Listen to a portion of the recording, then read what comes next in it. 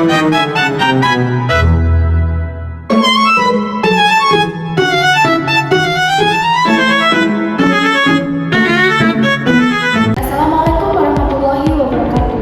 Perkenalkan, nama saya Aulia Aminuddin dengan NIM 2502111080042 dari Prodi Teknik Industri. Di sini saya akan mempresentasikan ajaran Islam dan kesalehan ekologis. Pengertian kesalehan ekologis. Apa itu kesalehan ekologis? Kesalehan ekologis adalah sikap dan perilaku menjaga lingkungan sebagai bagian dari ibadah. Dalam Islam, manusia diperintahkan untuk tidak merusak bumi dan menjaga keseimbangan alam dan lingkungan, bukan hanya fasilitas hidup, tapi amanah atau titipan dari Allah SWT. Islam sebagai agama yang ramah lingkungan. Islam mengajarkan harmoni antara manusia, alam, dan Allah. Al-Quran dan hadis banyak menegaskan larangan merusak bumi. Semua makhluk diciptakan untuk tujuan dan keseimbangan tertentu. Manusia sebagai khalifah pimpinan di bumi. Konsep khalifah fi al-ard. Manusia sebagai penjaga, bukan penguasa semena-mena. Tugas khalifah mengelola bumi dengan bijak, tidak berlebihan dalam pemanfaatan sumber daya, melestarikan lingkungan bagi generasi berikut. Prinsip-prinsip ekologi dalam Al-Quran.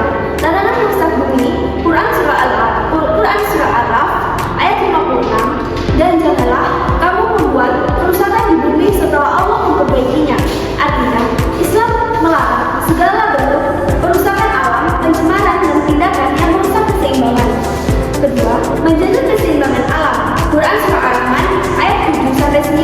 Dan Allah telah meninggikan langit dan Dia meletakkan neraca keseimbangan supaya kamu jangan merusak keseimbangan itu, dan tegakkanlah keseimbangan itu dengan adil, dan janganlah kamu mengurangi keseimbangan itu. Artinya, alam punya sistem keseimbangan yang tidak boleh dirusak oleh manusia.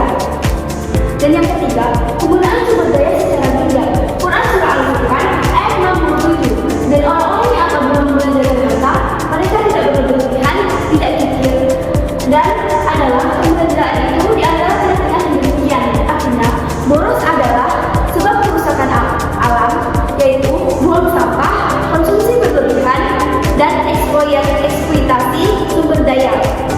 Keempat, menjaga keseimbangan alam. Quran surah Al-Ghasyiyah ayat 17-20. Maka tidakkanlah mereka memperhatikan unta bagaimana ia diciptakan, dan langit bagaimana ia ditinggikan, dan gunung-gunung bagaimana ia ditinggikan, ditegakkan, dan bumi bagaimana ia